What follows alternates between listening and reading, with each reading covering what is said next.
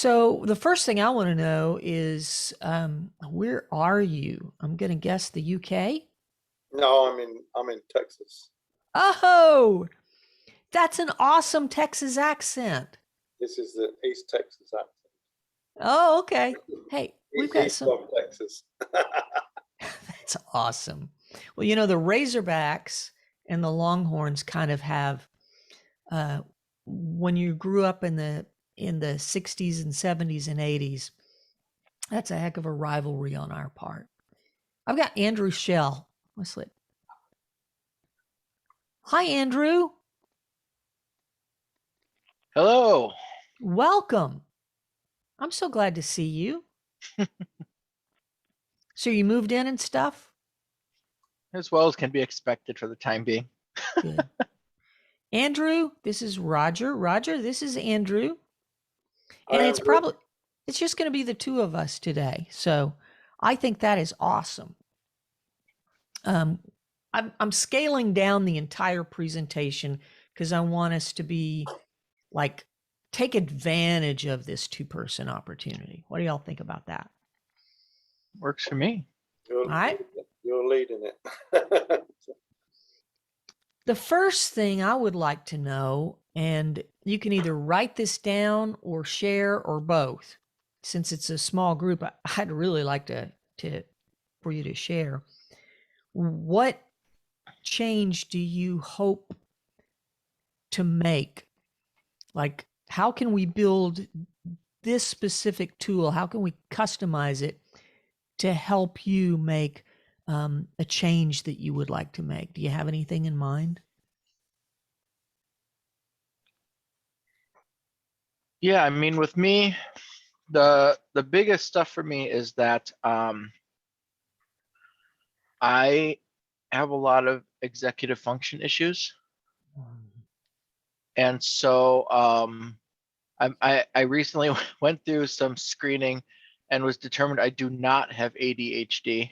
Hmm. However, they're now moving forward because they think there's a possibility I may just be on the spectrum, the autistic spectrum, which would make sense. Although I'm very high functioning from that respect, and that I'm 40 years old and that's never been brought up before. But the more I read about it, it's like, oh, this explains a lot. But yeah, there's a lot of issues with like burnout, especially where if too many things go on in my life that are starting to stress me out, it very quickly switches from I'm able to handle things to I've completely shut down and like Same. nothing gets done. It's like I'll go from like checking off all sorts of boxes and having my weekly and daily plans in my log seek graph and doing that to all of a sudden like here's a week where it's like I haven't opened log seek at all and I've gotten almost nothing done with work and I've just like I don't even know what has happened with the week. Like I can get distracted with things, whether it's maybe not usually TV. I mean, there have been times in the past where I've gotten into something where like there was a week where I watched the entirety of Lord of the Rings extended edition. That's a lot. It's like I just went and I downloaded all of the like 3 to 4 hour like versions of it, and each one would take me like 2 to 3 days to work on, and that was just like Mhm. a couple weeks there where I just wasn't getting anything else done or whatever. Um, and so it's hard to say because if there is in fact an underlying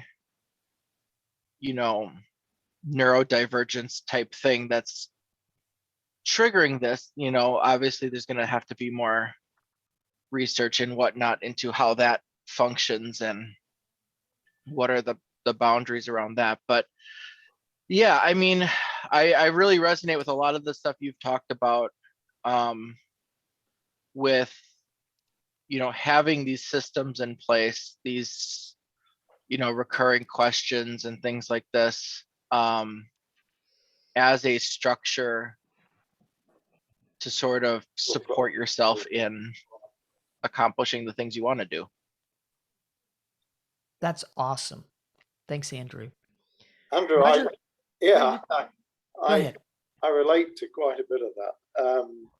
I think I'm coming towards the end of my career, but I don't see myself as stopping, if you want, for want of a better word, work per se.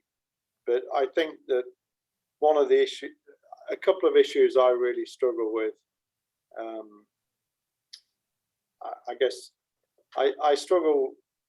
I'm a bit of a control freak, and I think my job has sort of has pushed me in that direction. So for some strange reason, I feel, you know, I need to be on top of things and to some extent understand where things are all of the time.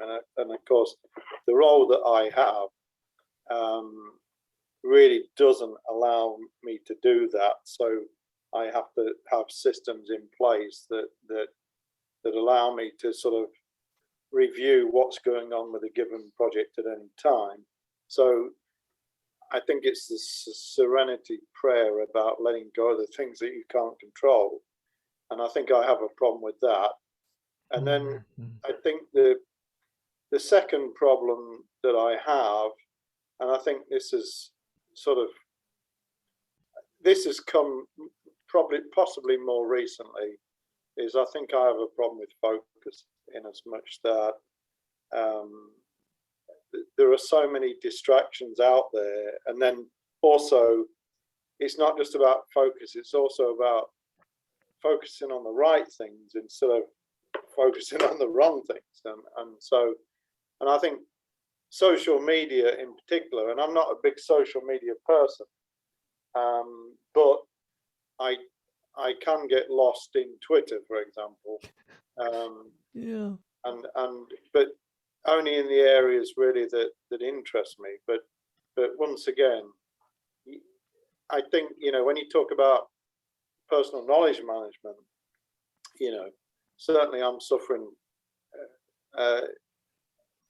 with collecting like reams and reams of useful information, but doing very little with it. I mean, I do things with it, but I probably process 2 or 3% of everything I collect, which I see as a very, very sort of dangerous thing, really. I mean, in terms of it doesn't bring clarity, and the whole idea to me of having a personal knowledge management system is to try and bring clarity to your thoughts, you know.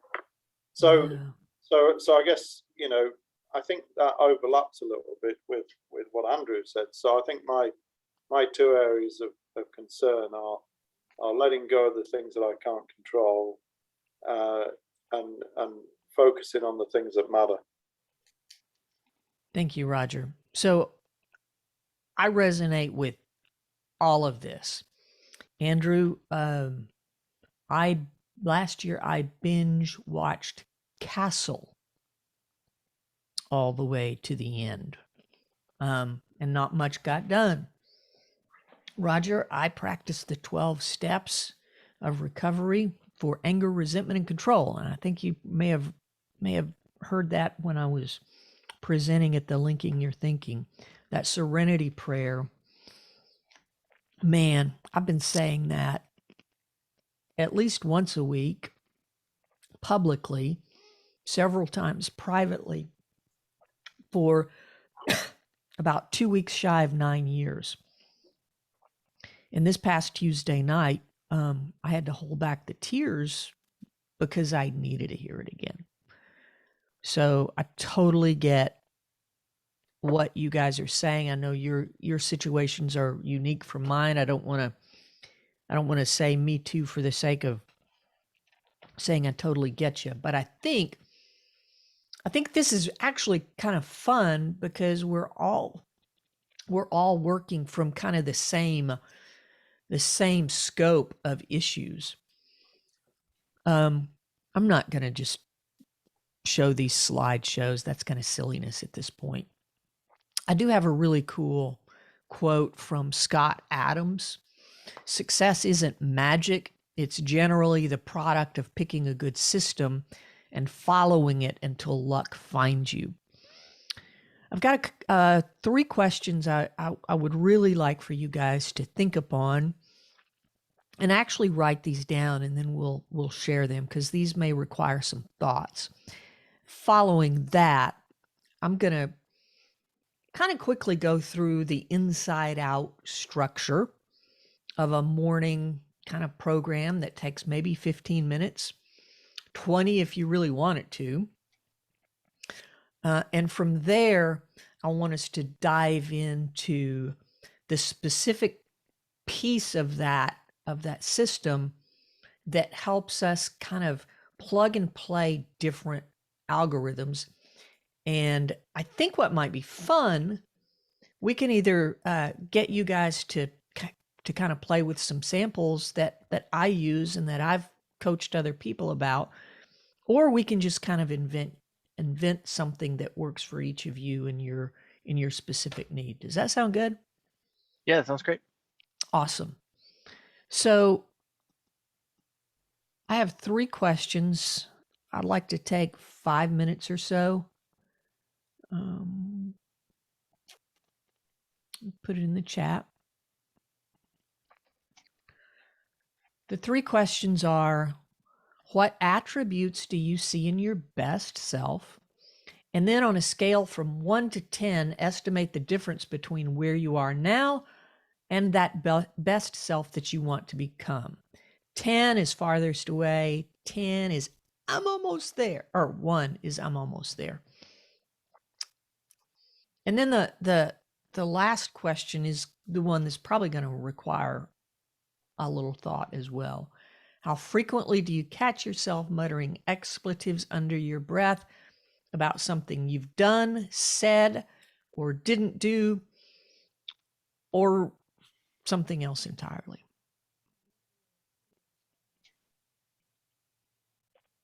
So when you say best self, is that like, are you meaning like in an ideal world, where would I see myself being? Or is it like when I'm like in flow and I'm doing my thing, like what are those qualities? Because there's probably a gap between the two of those. Like there's things that you see like that you've never been able to accomplish that you would hope that your ideal self would have. Or are you trying to scale it back more and be like, no, these are things that I know I can do because I have evidence that when things are lined up correctly, I'm able to execute on those. I'm going to leave that up to you, Andrew. We can go any way you want. It's broad for a reason. So Okay. pick one. Yeah. Roger, did you have a question? Can you just run through the 3 again? I got. Sure. I was just trying to write it down. Absolutely. They should be in chat. Okay. If you want to copy and paste them too. Maybe I could open the chat. There you go. Okay, sorry, I've got it. That's my bad. Okay, no problem.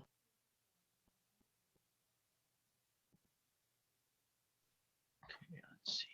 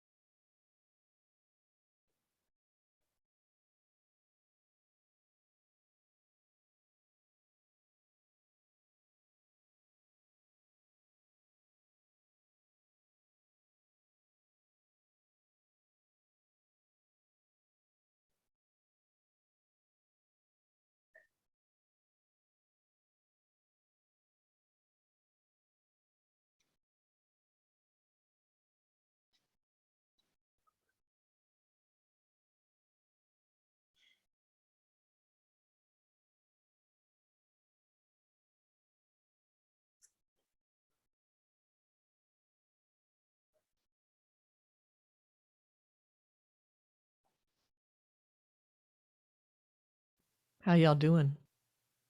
I got the first question done. Okay.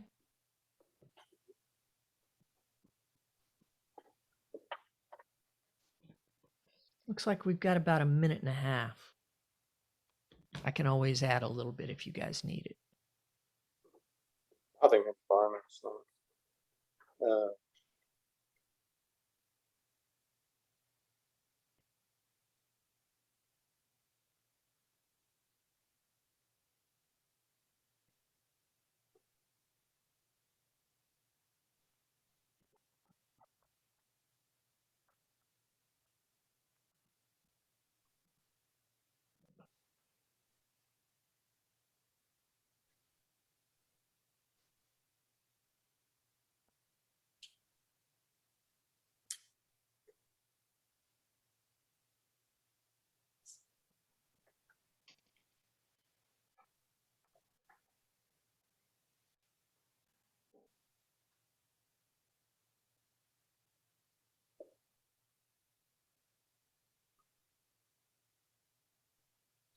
there's no right or wrong answers, I guess.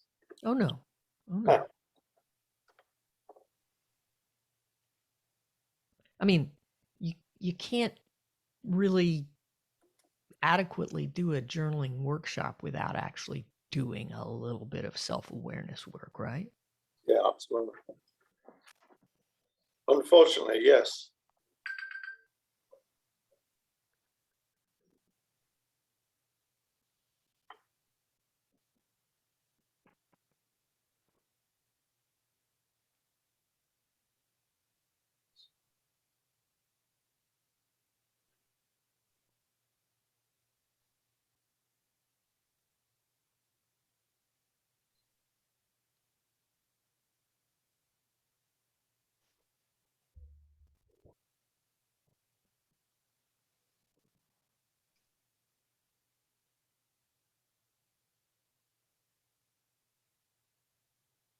Getting close, Andrew? Yeah, I'm almost done. Okay. I'm on the third one here now. I think you might be being a bit more comprehensive than I have been, Andrew.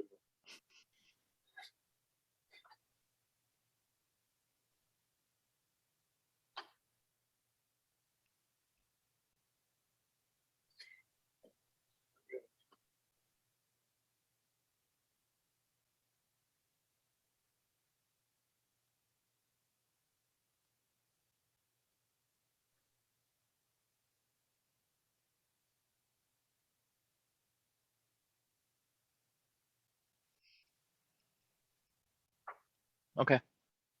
Cool. All right. Who wants to go first with what attributes do you see in your best self? I guess I can. Cool. So, I mean, in my best self, I mean, I think, and obviously this is my perception of myself, so other people might disagree, and I am sitting with somebody who might disagree with me, but I think in my best self, I am kind and I am thoughtful. I have a large capacity for patience, which I think is helpful as well, but it is not never ending. And coming back to what I originally said, I do think under the right conditions, I have the capacity to focus on issues and are able to do a reasonable job at figuring out the answers to those issues. Okay. I mean, I'm sure there should be more on my list, but they're the things that sort of come to mind at the moment. All right. So, scale of 1 to 10, what's the difference between where you are now with all of those things versus where you want to be? There was one other thing I was trying to think about, and that what am I saying? What's the word I'm looking for? I guess willpower as well. I'm extremely strong-willed, but only in certain areas. Mm. So in kindness and thoughtfulness, I would say that I'm pretty strong there in terms of, on a scale of 1 to 10, with 1 being the best, I'd probably put myself as a 3. In terms of patience, I'm pretty good there as well, and I'd probably put myself down there as a 4. In terms of focus and reasoning, I do think I'm good at focus and reasoning to an extent, but I think I struggle with giving myself maybe the time and the environment to do that. And so that's definitely something that I'd want to work on. So I'd probably give myself a 5 or a 6 there. And then willpower, I'd probably give myself probably like a 7. Because, as I say, I can be extremely strong-willed about some things, but you know, put a bag of chips in front of me, or a drink, and the willpower fades fairly rapidly. So you know, as I say, I'm strong-willed in certain things. Like, I'll be strong-willed if I have an opinion about something, but my willpower when it comes to certainly other areas of my life is not so strong. So that's probably another area that I would need to work on. So for me, out of the 2 things, I think that the 2 items that I'd really want to work on would be the focus side of things, and that allows me to reason things. I think focus is an issue, and I think willpower in certain areas is definitely an issue. I didn't catch how you graded the struggle with setting up a proper environment. Was that a 6 or? Yeah, that's a 6. I mean, Yeah, it's all subjective. Yeah, I mean, to me, you know, I sort of, you know, I would like to improve my environment at work. At home for focus, because you know, my office.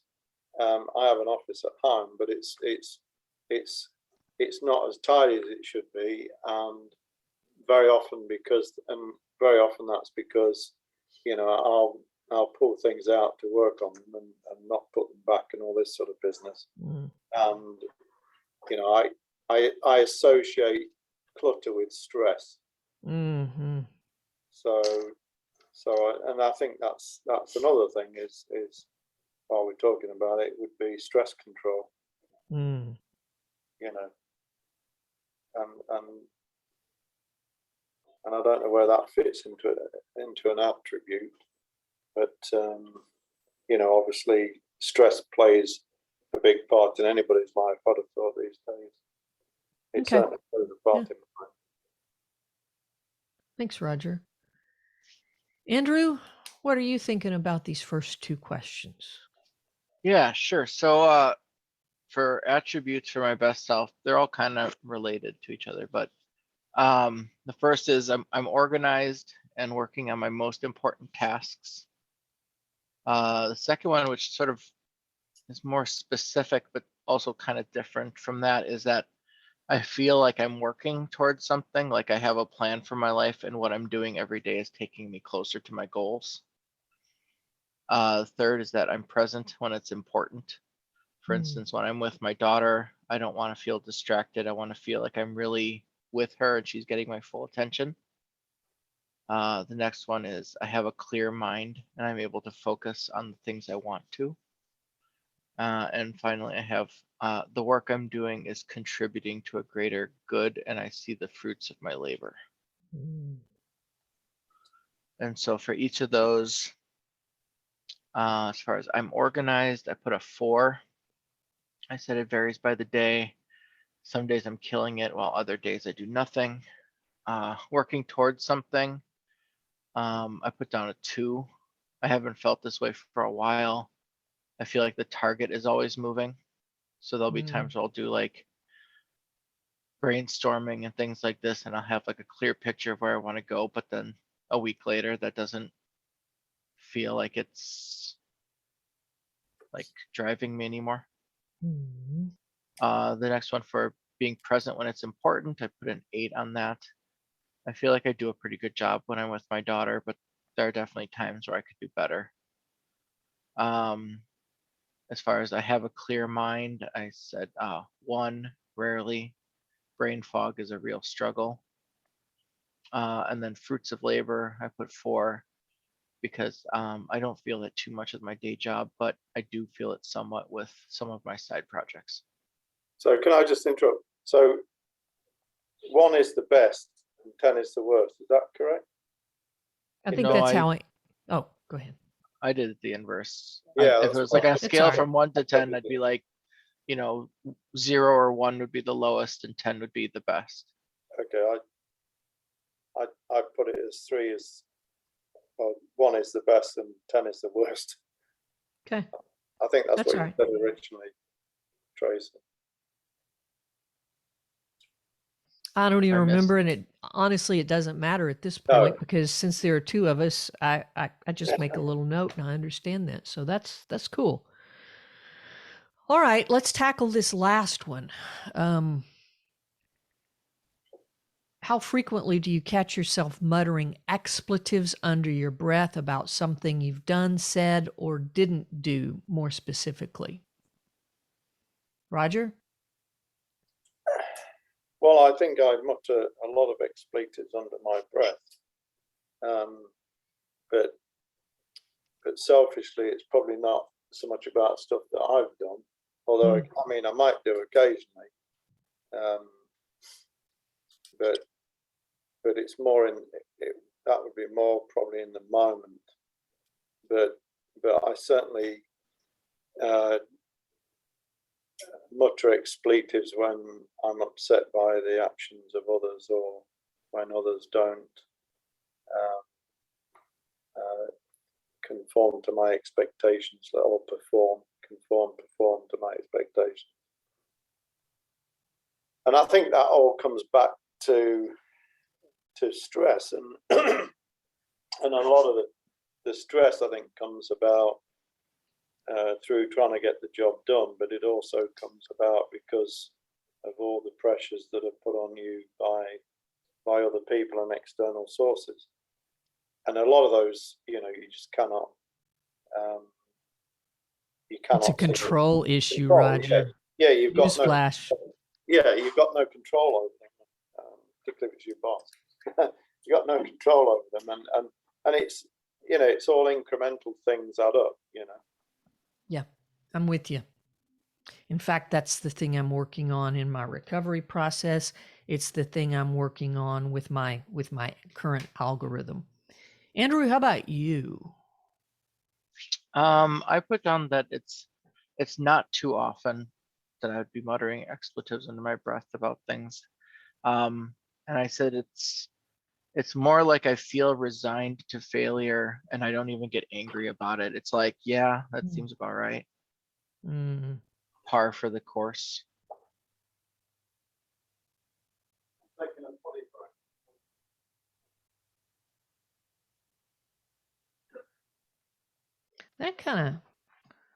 That makes me sad, Andrew.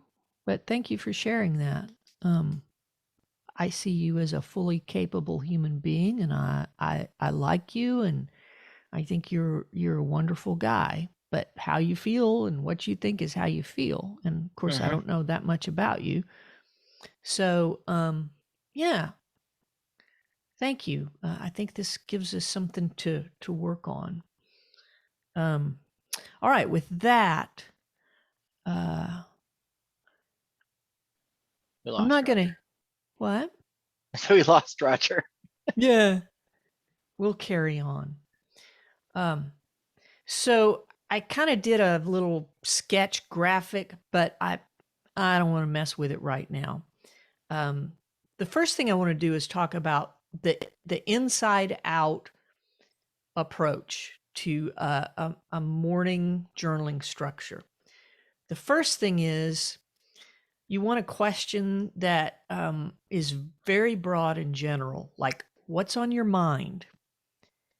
How am I feeling today? Could even be what did I dream about? And I'll post these in a markdown and give you guys access to them. So your inside is basically really letting your fingers tell you what your monkey mind is telling you when you woke up, especially the stuff about, I'm not going to get anything done today. That's kind of my thing. I feel stressed because I have this whole big thing to do, and I can only do it in 5-hour chunks every day for the next 2 weeks, and I only have 2 days left. That's the kind of overwhelm that I frequently feel, when the reality is I've been working on it steadily in small blocks, relatively effortlessly for 2 weeks. So now all I really need to do is spend a day and a half focusing. So that's what my monkey mind tells me all the time. So that's your inside approach. Roger, that inside approach, I'm talking about an inside out algorithm. And I want to work quickly through this so that we can actually get to the algorithm part. Inside is what's on your mind. What have you dreamt about? What are you thinking today, Tracy? That's my current one. And then the middle prompt is structured around what's out there. Where do I fit into the world out there? And I love this Ryan Holiday quote: "We are convinced to our own detriment that we are the center of the universe." Oh man, guilty as charged. When really there is a world beyond our own personal experience filled with people who have dealt with worse. We are not special or unique simply by virtue of being. And I'm going to put that in the chat. And I'll put this whole thing in a markdown so you guys can have access to it. But that's been one of my biggest life's problems. I think that's what was behind me, or one of the factors behind me just totally losing it when my 80-year-old dad died. Those things aren't supposed to happen to me. And I think that was that I'm not special. People's dads die. People lose loved ones, tragically. Like, gosh, see it on the front page of the paper.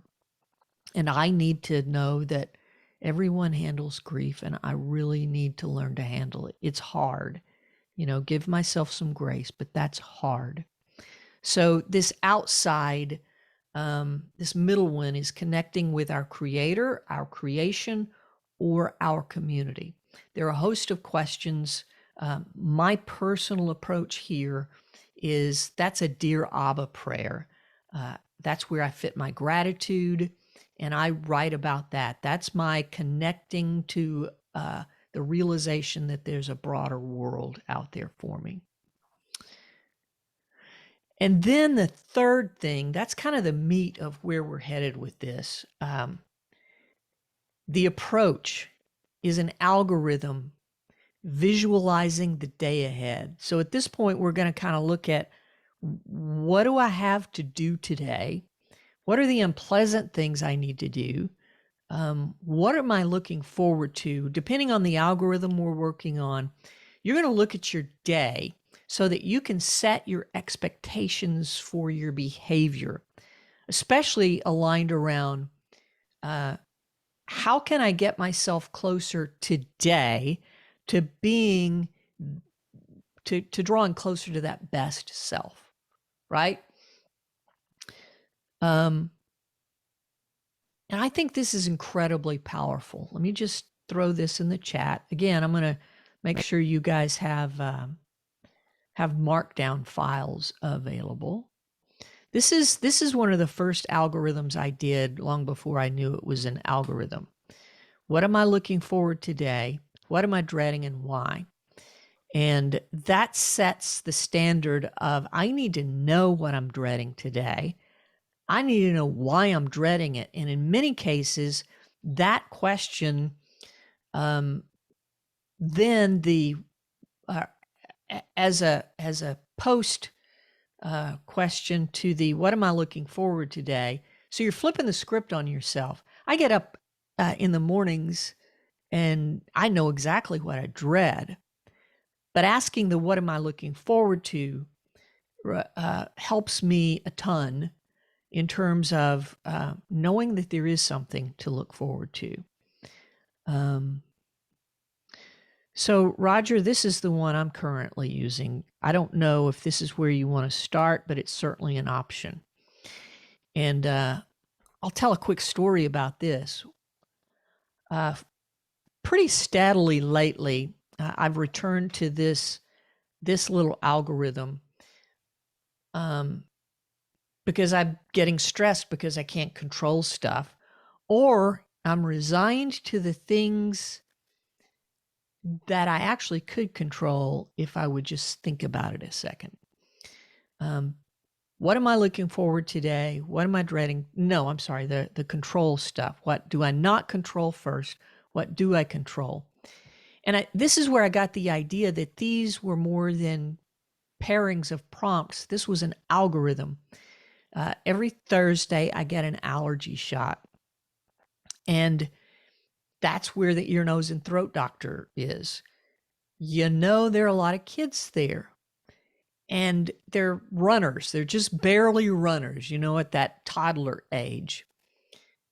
And with a lot of them in there, and they know they're going to have to see that mean old doctor, they're high strung and it gets loud in there.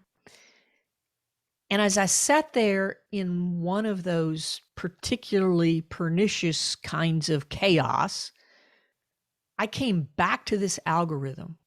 You know what, Tracy? You don't control these kids.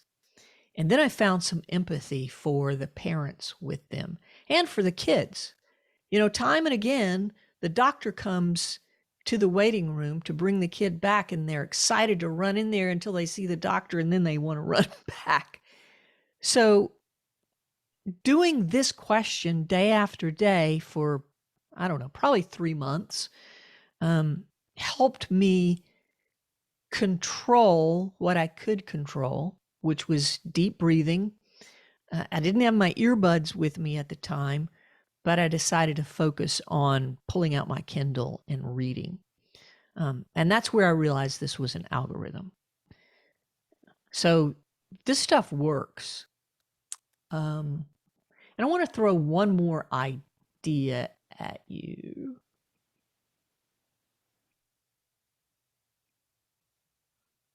I have a couple more, but if I'm really struggling with something, I'm going to do a bookend prompt. So in the control case, I'm going to ask myself at the end of the day, how well did you control what you could and let go of what you couldn't control?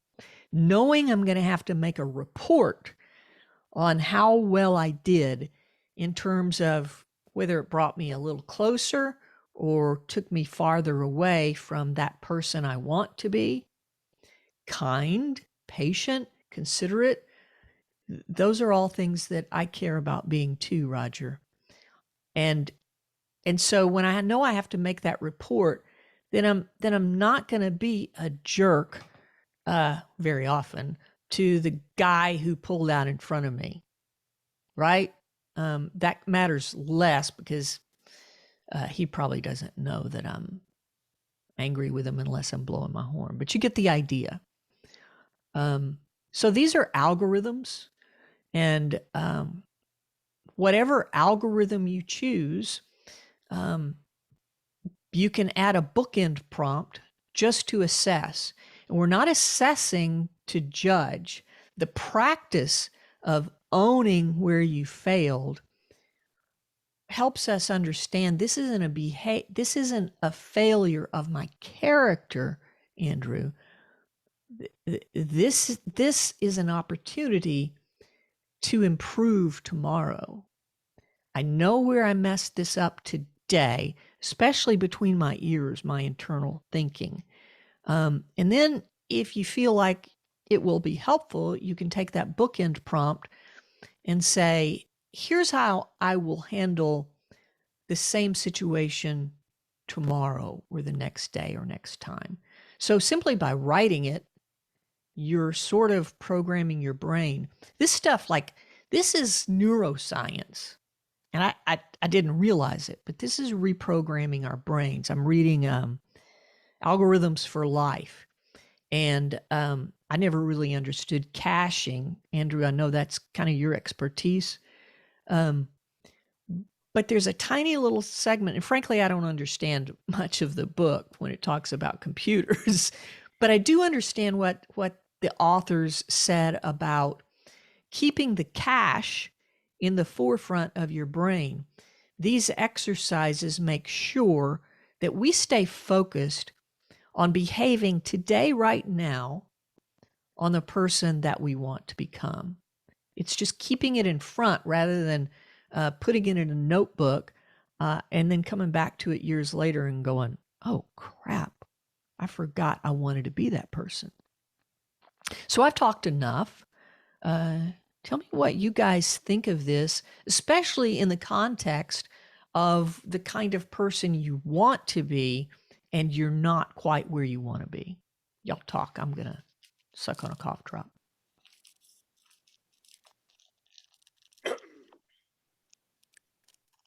Well, I guess in some respects, it's holding yourself accountable to do it, isn't it?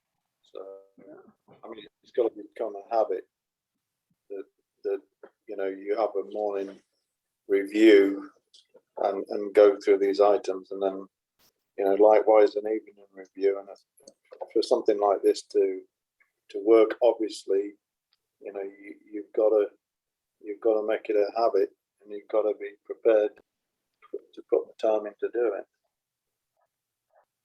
And I think to me, the only way I could do something like this is probably if it was in a journal. In terms of holding yourself accountable to fill it out in a journal, whether that be a computer journal or an analog journal. Yeah. But I think I can't say too much about it because it's not necessarily something that I've practiced before in terms of asking myself questions, this sort of nature. I think I'm more sort of apt to deal with things as they come up as opposed to planning to deal with them. In terms of the way I think about things, anyway, in terms of where I perceive things. I mean, obviously, if it's a project or something, then there's a lot of planning goes into that. But in terms of your feelings and how you react to situations, it tends to be a bit more on the spur of the moment for me, I think. Yes. I have a problem with anger. And especially after my dad died, I was a beast. And not only was it destroying relationships, it was destroying me. And if someone had told me in that stage of my life that I had an anger problem, I'd say, well, that's just stupid. I'm right all the time. And journaling exercises like this, plus a whole lot of step work, has taught me that I need to get rid of resentments. I'm never going to be 100% free. But these kind of algorithms, Roger, remind me that I don't want to be the person who yells at somebody over the phone. I just don't want to be that person. I never, until I was 50 years old, thought when someone said I was kind, I never saw that as a compliment. I wanted to be that person who got things done no matter what it took. And I did.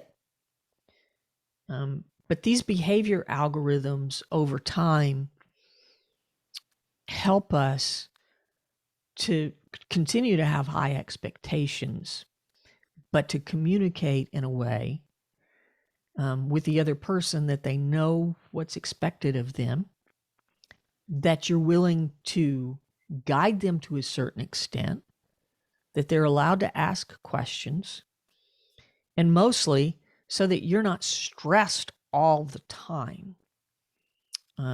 So that's my 2 cents worth about how I think this can work with you based on your evaluation, your self-evaluation. Okay, thanks. Andrew, what are you thinking? What am I thinking? Yeah, I think it's complicated sometimes because I do have some prompts that I do. I have a template that I use for what I call my daily plan, and it goes like what's happening today, where I start out with like a list, not a to-do list, but it's just like I'll look at my calendar if there's anything else going on. And that kind of covers some of that stuff about like what am I looking forward to and things like Yep. that. Then I have another one. Oops, spam call. Then the next one I do is I have one, it's called How Do I Want to Feel Today? And it starts with the sentence then starts with I'm so happy and grateful now that. And I get that from Bob Proctor. Mm-hmm. And that's sometimes a hard one for me to do. Then I have one that's just like, how will I make today great? Which is, you know, it can be all over the place. Like yesterday, how will I make today breathe? Great. I literally put down, remember to breathe. That was my whole answer to that. I think that's awesome. I do the same thing sometimes. This is going to be a hard day. Yeah. And then the last one I have is what do I need to prioritize?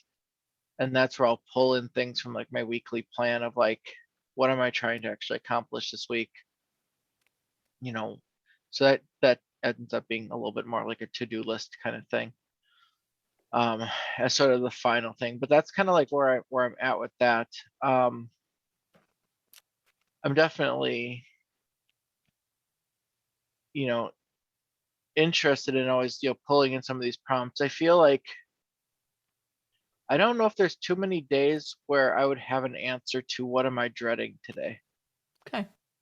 I feel like I don't know. I feel like I don't have that emotion as much. But the bigger problem I have is that sometimes I don't even get to the point of doing this, depending on whatever happens. So like, like I'd mentioned before, like one of the problems I have is, fatigue and brain fog and things like this. So there'll be times where I'll get my daughter to school and then I'll come home and, I might have an hour and a half before it's time to have my first like daily stand-up meeting at work. And there's a lot of days where I will be so tired that like I feel like my only option is to go back to bed and see if I can get another hour or something of sleep. before my meeting. And then I'll get up and have the meeting, and then that goes into another meeting, which gets into something else. And before I know it, like nothing has, like I never got into doing my daily plan or anything like this. It just immediately jumps into reaction mode. Yeah. Which is hard because then, the reactions are, I'm overwhelmed. What am I going to do to not be overwhelmed? Which might be another nap or taking a bath or shower or something, or Mhm. going for a walk. I mean, there's lots of different things I can do at that point. But, I know that I feel more productive when I do the planning. And I think it's twofold. Like, one, I think it's just beneficial for me to like plan things a little bit more in advance, so I have an idea like to work from. But I think there's also the inverse thing of like, when you do that, you sort of have like, when you're writing down like the things you're working on and you check the things off, like you sort of at the end of the day have a way of being like, oh yeah, I actually did something today. Thank you, dopamine. Yeah, when it's not even really the dopamine side of things. It's like, even if you didn't start out that way, like even like as you went through the day, if you were like writing down the things that you were doing as you were doing them, like the interstitial logging or whatever, Mhm. like it has the same thing where at the end of the day you could be like, wow, I actually did do things today, as opposed to like doing stuff and then immediately forgetting that you actually did those things. Yeah. Because you'll get to the end of the day and be like, I don't even know what I did today, but I'm exhausted, and you feel like you didn't do anything. But the reality is you may have actually been doing a lot of productive things during the day, but because you weren't planning to do those things and it was like a reaction thing, it's like, oh yeah, well I got on this call with a coworker, I walked him through this thing, right? Like, that wasn't on my to-do list of something that I was going to do, but it was still a productive activity that I wouldn't necessarily at the end of the week certainly go back and look at and be like, oh yeah, I did that, that was really great, like I spent all this time helping my team. I think there's some. So, I think that's a really interesting point. I made a note of it about reaction mode, because when we're in reaction mode, we're then working really on somebody else's agenda and not our agenda. Do you know what I mean? Everything that we've got planned goes out the window if we're continually in reaction mode, and I get that a lot. I get pseudo as well. I mean, we have an agenda for the day or whatever, that things we want to accomplish, but then you're getting all these inputs that you're having to be, you basically go into reaction mode, whereby you forget your priorities and then start working on other people's priorities. So I mean, I can definitely relate to that. There's a lot of resentment there when that happens Yeah, absolutely. with me. Yeah. Yeah, I'm too. Because people are stealing your time, and sometimes there is a good reason for that, and it's justifiable. But other times it's because people are not wanting to do what they should be doing. This probably doesn't apply to you, Roger, but I learned a really hard lesson about that. And I would get resentful. People are stealing my time. But I wasn't creating an output during that time. I just wanted to own my own time. It wasn't for the good of, someone else or even me, really. I just wanted to own that time. Kind of like, Andrew says, I just need some time to not think. And that created a huge problem, because I wasn't getting anything done, but I was snapping at people. And that wasn't fair. You need 5 minutes of my time. I just wasted 3 hours of my time. That's not right. And I'm not saying that's where you are. I'm just owning my stuff here. I think you do need some downtime yourself, don't you? And I think that's one of the things that I struggle with. I do struggle with doing nothing. I Because don't. I always think I should be doing something. Yeah. I made a note for this weekend. I'm going to do a few things that I want to do, but mostly I'm going to read and I'm going to chill. So Andrew, let's kind of get back to some ideas for you. One of your middle questions was something, this isn't exactly what it was. It was, how can I make today great, or something like that. What's that middle question again? Yeah. What can I do? What will I make? How will I make today great? Yeah. Mm-hmm. Yeah.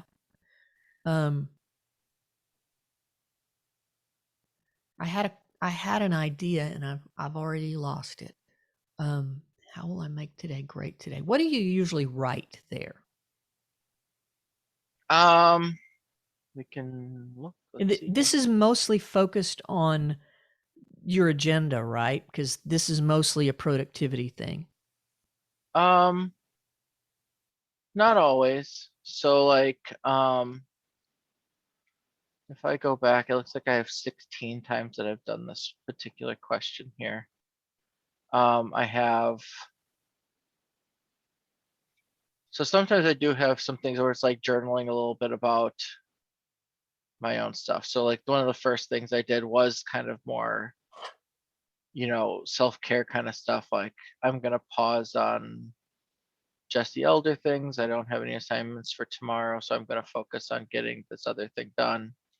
Or I will use my heart math device today and start the habit of improving heart rate variability. But I also have things like don't complain during call with Mark, come up with 3 positive things to mention. I have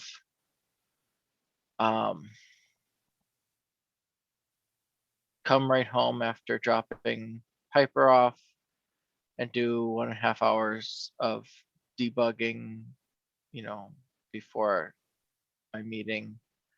How will I make today great? Talk to FedWiki folks. Another one I have here is, let's see, take it easy. Remember to Nice. breathe. Show up for my reports. Yeah. So it sometimes it's related to something that's happening in the day. Sometimes it might be something else. So it Okay. varies as to what the subject of that is, and a lot of it is because of how I'm feeling. Like, so part of the reason I had remember to breathe yesterday was because it was a day of meetings. We at our work we do a thing called Scrum, which has a bunch of meetings every other week. It's sort of the end of the sprint, and we go over what we did over the last 2 weeks, and then we have a thing where we report to stakeholders, where it's like kind of a presentation thing, and then we have our own review, and then we plan the next sprint. And it's very overwhelming for me, where I don't do anything else during that day. I don't try to, like, even if I have a gap between things, I don't try to schedule any other tasks for that day, because I know that it's gonna take all of my effort to just get through the day without freaking out. And like 2 weeks ago, it was one of those things where like I noticed that like by the time I was getting to some of the later meetings, like I was really punchy and kind Yeah. of snapping at people and things, like, Yeah. because it was I don't think it's actually a blood sugar thing, but it's similar to that. Like when you do have kind of a low blood sugar and you have that like kind of uncomfortable buzzing feeling in your body, where sometimes you feel it in your head, sometimes like I feel it in my legs a lot of times. It's kind of the same thing, where it gets to a certain part of the day where like there's like a physical like discomfort that I'm having, that like it's like when you're overtired and somebody's like asking you all these questions, and it's just like I don't have the ability to answer your questions. Like all I want is for you to stop, and I can't, like, you're not stopping. It's that kind of a feeling. And Yeah. so that's why going into it yesterday, I was just like, remember to breathe, because Okay. I knew that it could be very overwhelming for me. That's wisdom. So did you take your own advice? Did you remember to breathe? I don't remember explicitly thinking to breathe, but I did get through the day without feeling super stressed out. So, Okay. Well, we are officially past time. If you guys need to go, that's fine. But Andrew, I have at least one idea for you in sure. terms of that gap, um, that hour and a half between you taking your Hmm. daughter to school and your time starts. What if you took a couple of these questions, either from the algorithm side of things, Hmm. or even the maybe two of the questions in your daily setup that seem to work well for you. Um, and I'm not inventing this. I've read it years ago somewhere, and I don't even remember where. Um, what if you let your daughter off at school, find the nearest parking place, and start dictating the responses to two of those questions? Mm, My favorite is Otter.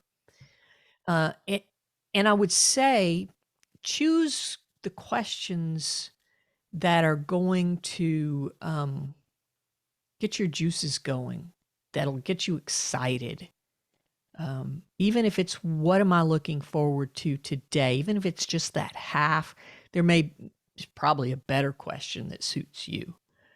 Um, in 8 hours, the friggin' day is going to be over and I won't have to scrum again for 2 weeks. Something like that. The next thing that I would recommend is that you add one question in the morning and or in the evening. And with a child, I am certain your evenings are chaotic. So um, let's keep this super simple if you decide to do an evening or before you shut down. I love some things that you said about you feel good when you help people. It wasn't planned, um, but you like that a lot, and you've done me a huge favor like that, and it helped me. I'm still a doofus, and I can't quite figure out how to make it work yet. But you took time to explain it to me so that I at least have a rudimentary understanding, and I appreciate that. So I would say maybe add to your to one of these spaces, whether it's a dictation or when you get back to your desk or the end of the day. Um, how will I help someone today? Or who did I help today? The other thing that I see in you, that I recognize in me, I rarely remember um, to be kind to me. And I would love to see you at some point ask yourself some sort of an affirming question that leads you to an affirming response. Uh, I generally have some stuff in my library about that um,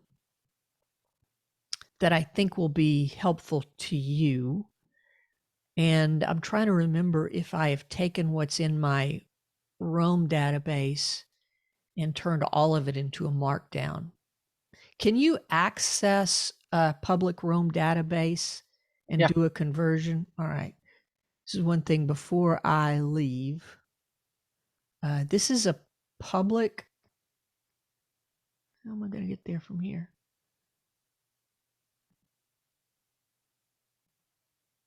Uh,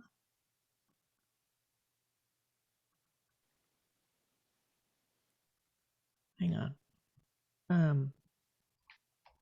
I'm trying to get the link to the public piece so that you guys can grab anything you want. The third thing, Andrew, is I think you can manage your expectations really well simply by